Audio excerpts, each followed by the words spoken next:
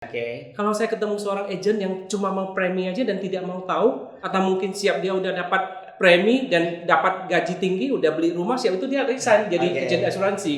Bagaimana kelangsungan saya punya polis gitu loh.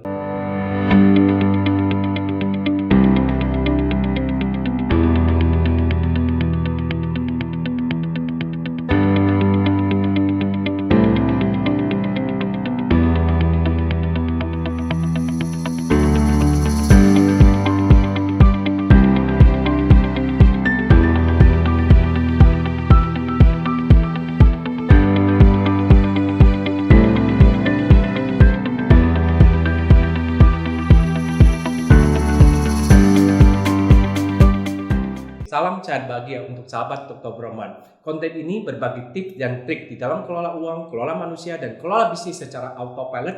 Jangan lupa like, comment, and subscribe, serta bunyikan lonceng sehingga kami bisa termotivasi untuk terus berkreasi, memberikan inspirasi bagi pengembangan diri sahabat Dr. Broman semuanya. Pada konten kali ini kita itu ingin mengangkat satu topik, yaitu topik yang berkaitan sama kita semuanya, di mana kita tahu bahwa pandemi telah masuk ke Indonesia sejak Maret 2020 dan pandemi tersebut membuat kita itu merasakan betapa susahnya itu di dalam berkehidupan sosial, sehingga ada suka duka yang kita alami bersama-sama. Pada konten ini saya kedatangan satu tamu yang saya sebut adalah tamu waras, di mana tamu itu akan kita ngoras, yaitu ngobrol waras sekilas tentang asuransi jiwa. Mungkin yang kita tahu, yang kita pahami bersama, bahwa asuransi jiwa itu merupakan proteksi yang harus kita punyai dalam kondisi sekarang ini, apalagi di masa pandemi.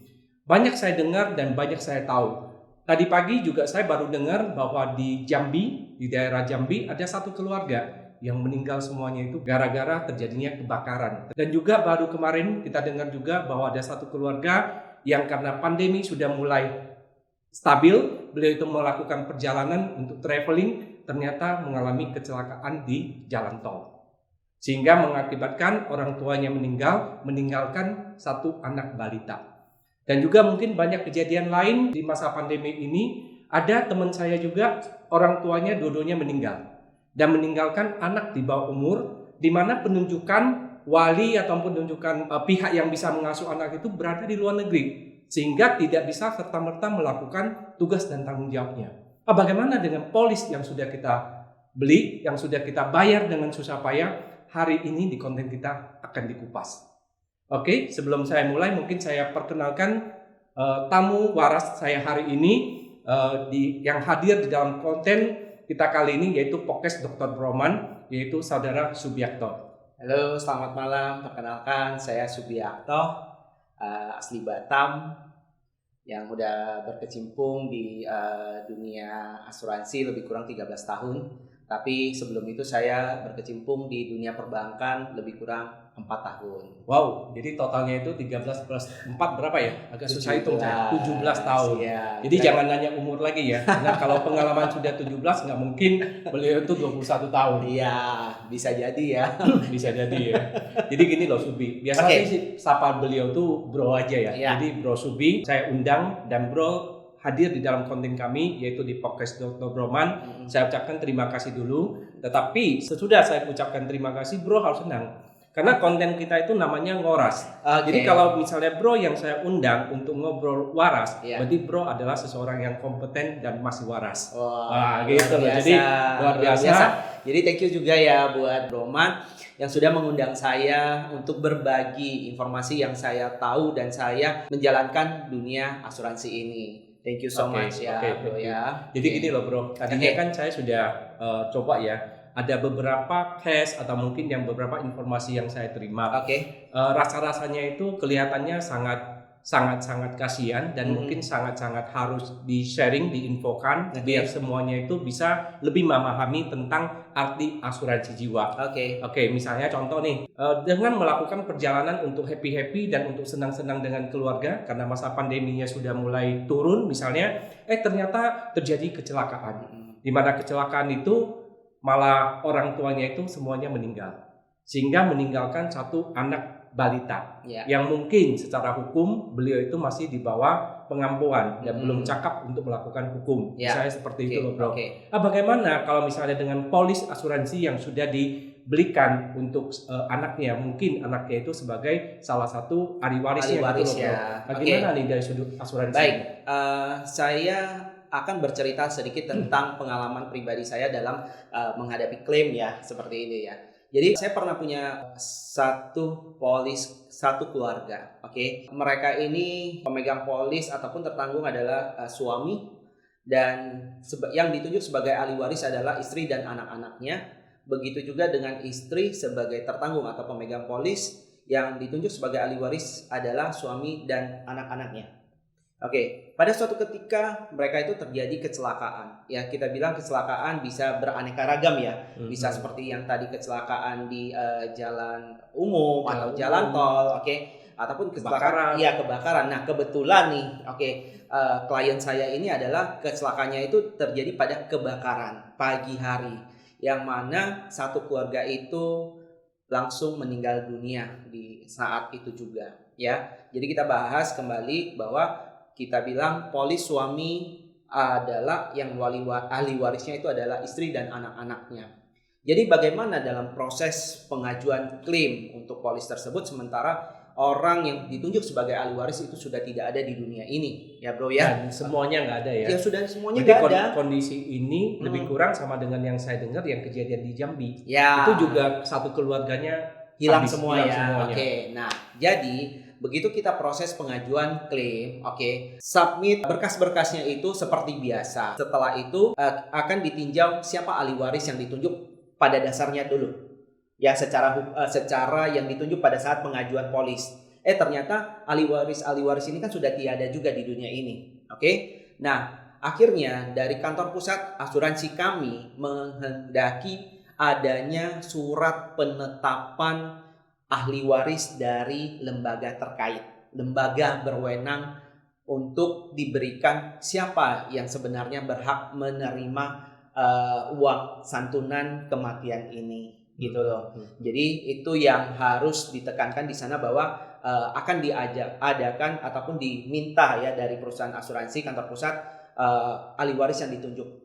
Oke, jadi kalau dari pihak suaminya, oke, ahli waris yang ditunjuk ataupun yang ditetapkan oleh pengadilan adalah keluarga inti dari suami sendiri. Jadi harus dicari lagi keluarga intinya yang masih hidup itu siapa. Bisa jadi bapaknya, ibunya. Yang dimaksud keluarga inti itu bapak ibu, kakak adik. Kakak adik. Iya. Kakak adik dari si pemegang polis. Suami. Dari suami. Suami atau istri. Iya, begitu juga dengan istri. Jadi istri akan ditunjuk juga ahli warisnya yang masih punya hubungan inti, hubungan darah yang sah. Jadi bisa ke orang tuanya ataupun ke kakak adik dari istri tersebut. Oke. Nah, jadi itulah yang nanti akan dijadikan proses pembayaran terhadap klaim dari sebuah polis tersebut. Mungkin gini loh bro. Jadi kan kalau misalnya terjadi satu musibah atau mungkin kecelakaan terhadap satu keluarga penuh yang menyebabkan semua keluarga itu hilang, tidak ada lagi, berarti tetap ada prosedur yang harus dilalui untuk mendapatkan uang santunannya misalnya kita klaim.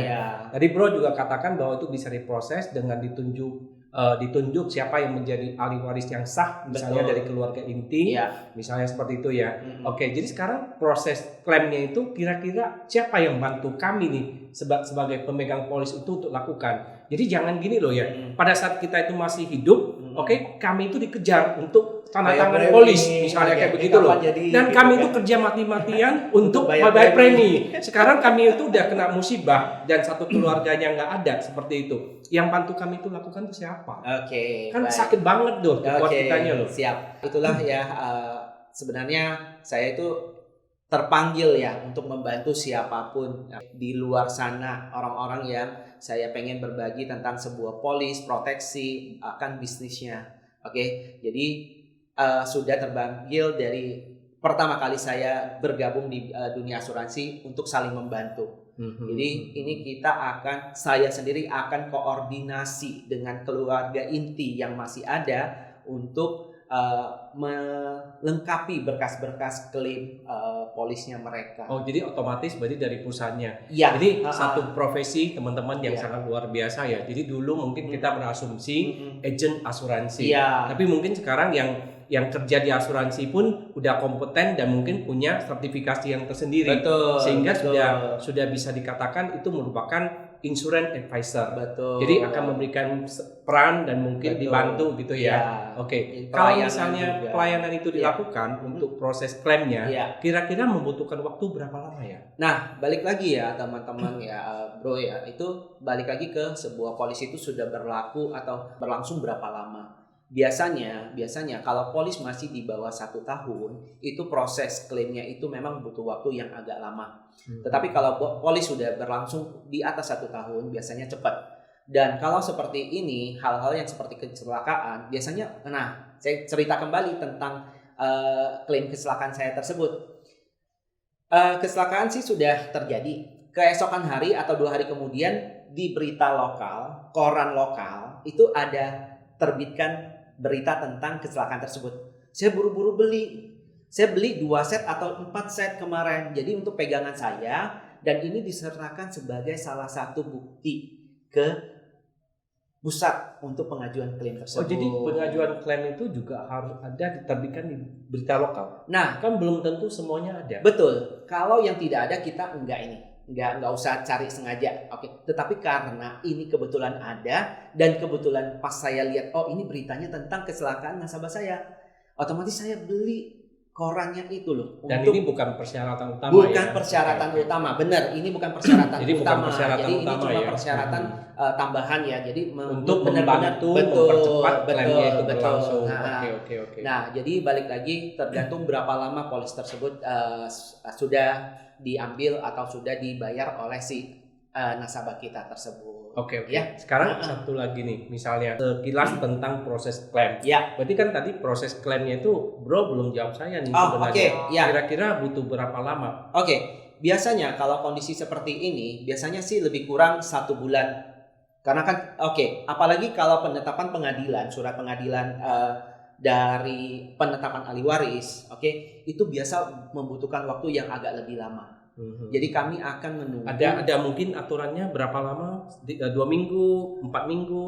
Kalau dalam pemasukan Asumsi lengkap sudah misalnya. ya kalau semua sudah clear, berkas sudah itu biasanya kalau kasus yang sudah polis yang sudah lebih dari 1 tahun itu 3 minggu sampai 1 bulan. Oke, teman-teman, sahabat Dr. Broman, untuk klaim Ya. uang santunan yang kita butuhkan pada saat terjadi ini kan special case nih yang Yes, kita bicara. Special case untuk klaim karena kondisi kita itu mengalami satu musibah atau kecelakaan yang mengakibatkan bahwa semua tertanggung, meninggal dunia dan termasuk si pemegang polis membutuhkan waktu 3 minggu, sekitar 3 minggu sampai 1 bulan, 3 minggu sampai 1 bulan untuk proses klaimnya. Betul. Dengan catatan persyaratannya itu semuanya itu sudah lengkap. dilengkapi. Betul. Oke bro, mungkin satu lagi Iya.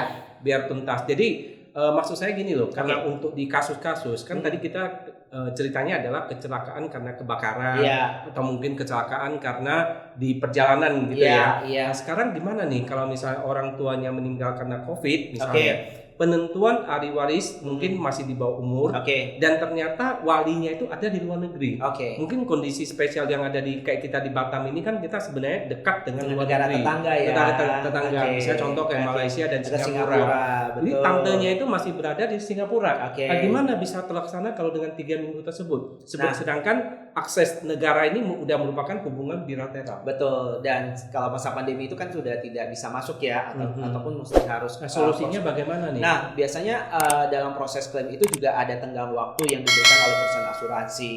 Jadi selama itu masih dikatakan wajar atau dokumennya semua sudah lengkap, artinya tidak ada masalah sih dalam proses klaim tersebut. Jadi ketika nasabah nanti sudah selesai semuanya, kita juga bisa bayar sesuai dengan nilai pertanggungan yang sudah diambil oleh nasabah di dalam polis tersebut.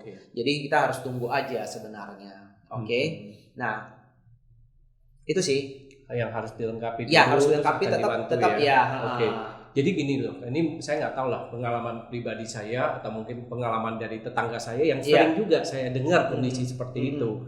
Kan ini kebetulan nih ketemu seorang insurance advisor yang begitu baik dan responsif terhadap semua kondisi. Oke. Kalau saya ketemu seorang agent yang cuma mau premi aja dan tidak mau tahu, atau mungkin siap dia udah dapat premi dan dapat gaji tinggi, udah beli rumah, siap itu dia resign jadi agent asuransi. Bagaimana kelangsungan saya punya polis gitu loh? Ini sering terjadi sih di lapangan ya. Pertanyaannya bagus.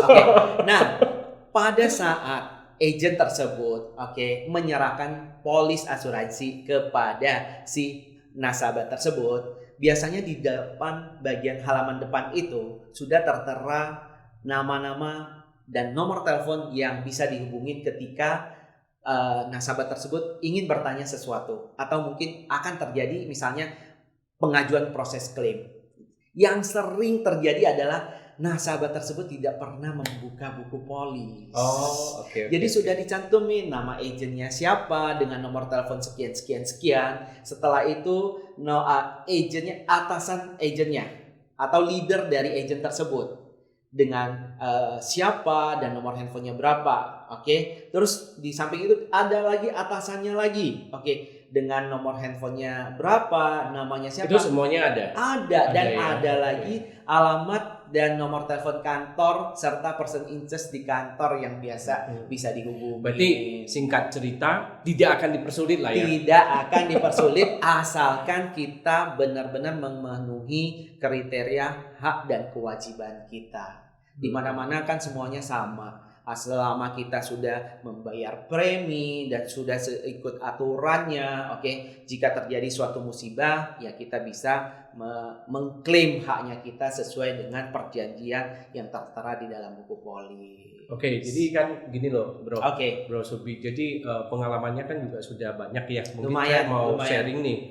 Misalnya kayak begini. Kan kondisinya misalnya kayak kembali tadi ke kecelakaan di jalan misalnya. Ternyata karena belajar dari pengalaman orang lain yang sudah kita pernah tahu, kita itu ingin membuat satu tindakan yang lebih preventif, misalnya seperti itu. Jadi saya itu membuat surat wasiat dulu. Saya membuat surat wasiat bahwa jika terjadi kondisi tertentu di saya, mungkin yang ditunjuk untuk pelaksana wasiat itu lakukan untuk klaimnya. Apakah itu akan mempermudah dalam proses klaimnya? Nah, selama ini saya belum pernah mendapatkan perlakuan untuk ataupun menganjurkan nasabah untuk membuat surat wasiat tersebut.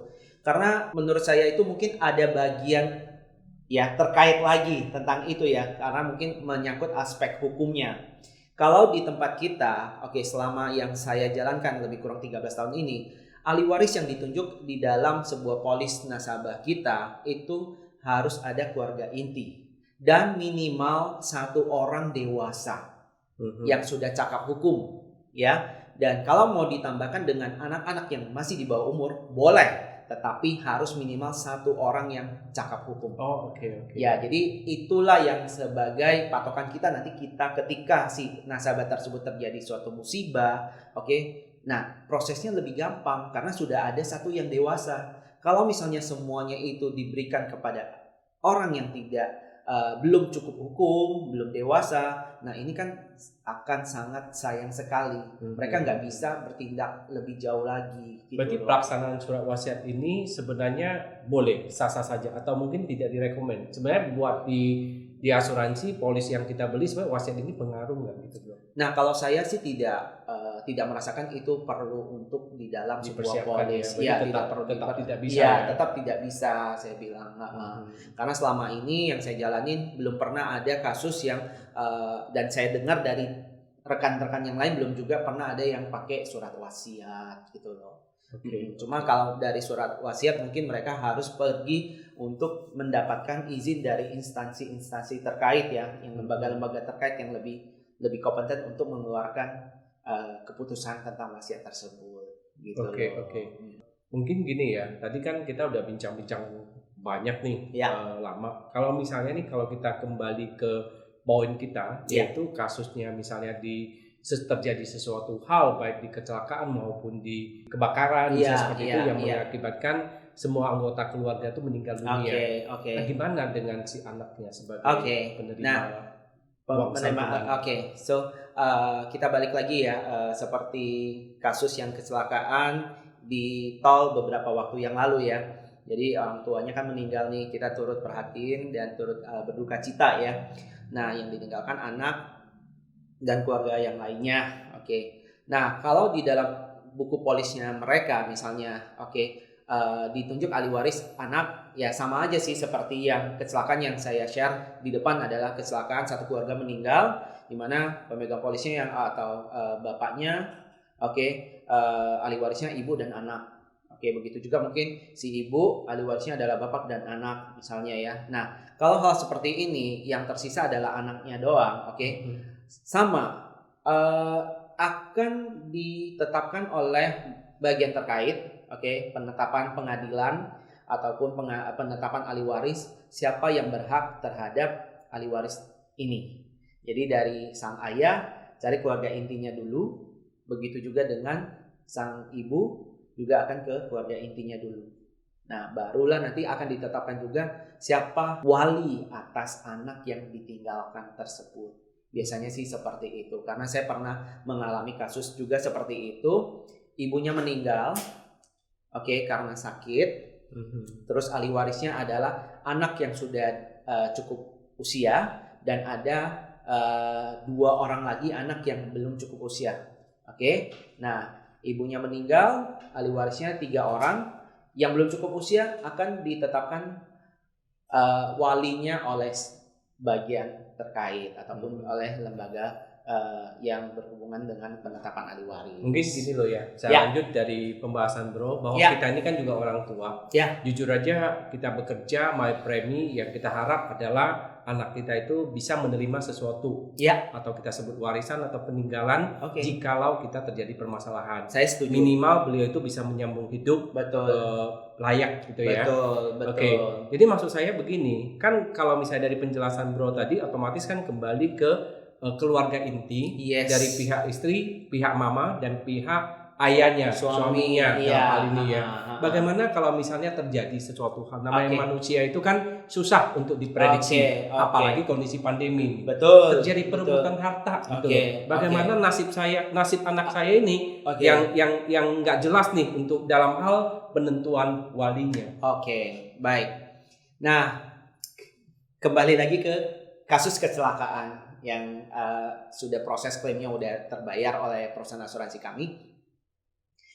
Baiknya itu adalah keluarga dari suami dan keluarga dari istri akan berembuk dan mereka sepakati berapapun jumlah yang dibayarkan oleh perusahaan asuransi untuk polis anaknya ini, mereka bagi 2. Gitu. Iya, jadi saya bilang berarti saya potong. Berarti penentuan walinya itu jadi berdua. Penetapan walinya dari walinya jadi masing-masing. Iya, dari masing-masing, si ayah atau bapak dan ibu. Jadi setelah mereka dibayar dengan sekian rupiah. Itu kondisinya kan untuk kecelakaan dan tidak ada ahli warisnya. Sekarang masalahnya contoh saya itu adalah kalau misalnya masih ada anaknya nih yang masih balita. Nah sama, kalau misalnya seperti masih ada balita, tetap aja penetapan ahli waris dulu. Setelah penetapan ahli waris, ya kan, barulah nanti itu akan diselesaikan secara kekeluargaan. Nah, kalau untuk secara kekeluargaan, kami sebagai financial advisor, kami sudah tidak bisa ikut campur lebih jauh tentang urusan keluarga tersebut. Betul nggak? Tanggung jawabnya itu akan sampai pada saat proses klaimnya itu selesai saja. Iya, sesuai dengan penetapan surat penetapan pengadilan yang kami terima. Berarti sekilas kesimpulan yang saya tarik dari case yang berhubungan dengan masih ada anak kecil balita ini yang ditinggalkan, dan sementara polisnya orang tua ini kan ada dari mama dan dari papa. Jadi masing-masing itu menunjuk walinya gitu. Betul. Dan wali ini bisa lebih dari satu nih. Bisa lebih dari satu. Betul. Dan 2 wali ini yang akan mengasuh anak ini. Betul. Dan penyelesaian beliau itu untuk secara kekeluargaan kita udah tidak bisa campur. Kami sudah tidak bisa ikut campur. Karena itu sudah urusan keluarga mereka. Karena anak ini juga kan pasti memiliki hak dari 2 keluarga Betul. Jadi biarlah diselesaikan secara kekeluargaan ya kan, dari keluarga suami dan keluarga istri. Gitu. Atau anak juga anak mereka, cucu juga cucu mereka. Sahabat Dr. Broman, mungkin dari diskusi kami harapkan sih sebenarnya bisa memberikan pandangan yang berbeda tentang asuransi jiwa. Pandangan waras ya. pandangan yang waras karena Pandangannya waras. acara betul. kita ini adalah dari Dr. Broman, podcastnya itu kami sebut ngobras. Ya, ngobras. Jadi yang ngobrol semua orang-orang waras. Oke, jadi maksud saya kita itu mungkin harus lebih peduli yang terhadap yang namanya proteksi. Betul. Oke, Setuju. kondisi kita ke depan semuanya itu tidak pasti. Betul. Semua tidak pasti. Pandemi mengajarkan kita banyak hal nih. Salah satu yang saya dapatkan itu adalah hidup ini pendek. Jadi harus bermakna. Ya. Jadi kalau misalnya kita sudah paham tentang asuransi dari bincang-bincang yang kami lakukan tadi, mungkin saya ingin memberikan sedikit kesimpulan bahwa kasus-kasus spesial yang terjadi melanda kita itu bisa kapan saja dan bisa siapa saja. Itu tidak ada satu kondisi tertentu yang dikasih warning dulu gitu loh. Jadi nggak ada early warningnya dulu. Jadi benar-benar kita itu harus selalu siaga. Jadi kalau misalnya kita sudah membelikan satu buku polis dan buku polis itu sudah ada yang ditunjuk, itu tidak apa-apa. Perusahaan asuransi atau siapa saja yang menjadi insurance advisor, beliau itu sudah terpanggil untuk membantu kita menyelesaikan itu tuntas sampai batasannya. Jadi misalnya contoh tadi kita kan banyak nih, ada yang kecelakaan, ada yang semua satu keluarga meninggal, ada yang sisakan anak, itu pasti sudah ada kepastian hukum yang mengayomi kita sehingga kita itu bisa terproteksi dengan baik. Jadi saya cuma pesan pandemi ini kita harus lebih mempelajari hal yang baru khususnya tentang proteksi. Yes. Jadi kesadaran membeli asuransi itu sangat penting. Sorry, saya nggak dibayar loh ya. Tapi maksud saya itu justru pemahaman itu penting dari contoh-contoh yang kita angkat. Mungkin kalau dari Bro Subi ada mungkin yang mau di-sharingkan buat kaum milenial. Karena nonton channel kita itu milenial semua. Milenial semua. Jadi tolong dikasih tips and trick tentang pemahaman konsep proteksi. Oke. Siap, jadi ya thank you Broman udah mengundang saya untuk acara yang luar biasa pada malam hari ini ya. Jadi sebenarnya kalau konsep asuransi itu bisa berlaku kepada siapa saja, oke? Mau cewek, mau cowok, oke? Mau yang ganteng, mau yang biasa-biasa saja, mau yang dari milenial, mau yang baby boomers, oke? Yang tua dan muda itu siapapun sebenarnya wajib punya minimal satu polis, minimal loh ya, minimal satu, oke? Dan nanti kalau memang punya kesempatan buat nambah polis lagi, itu kita bisa sharing nantinya ya. Jadi benar saya saya tanggapin dari statementnya dari Broman bahwa namanya kecelakaan, oke, itu sakit, oke, bisa terjadi pada siapapun. Oke, bisa terjadi kapanpun, bisa terjadi dimanapun tanpa pandang usia. Dan benar lagi bahwa kalau datang pun tidak pakai WA dulu, tidak pakai miss call dulu, tidak by email dulu, ya. Jadi makanya kita sediakan sebuah polis sebelum kira-kira terjadi sesuatu. Oke. Mungkin Bro juga karena ini adalah milenial semua, mungkin kalau Instagramnya bisa di-share seperti itu. Kalau saya di Subiakto Goh, Instagram saya. Kalau saya mungkin sahabat Dr. Broman udah pada tahu kali ya. Instagram saya itu IG-nya itu Dr. Broman. Oke. Terima kasih Bro Subi hari ini telah berkenan untuk hadir di Dr. Broman Podcast dan kita ngambil topik adalah ngobrol waras sekitar asuransi jiwa. Jadi saya ingin ucapkan selamat karena Anda telah terundang dan kita selesaikan ngobrolan kita. Saya nyatakan Anda masih waras. Anda masih waras. Jadi kalau ngobras ini sering-sering aja dihadir. Orang yang telah selesai tamu kita pasti waras. Jadi sebagai tanda terima Anda masih waras, saya ada siapkan sedikit. Gitu loh Bro. Ini orang waras nih. Wah, terima kasih ya Broman ya. Terima kasih. Luar biasa, terima kasih undangannya, terima kasih dikasih kesempatan untuk ngobras. Mantap, ngobrol waras. Tapi sahabat Dr. Broman, jangan lupa untuk terus subscribe terhadap channel YouTube kita Dr. Broman. Terima kasih.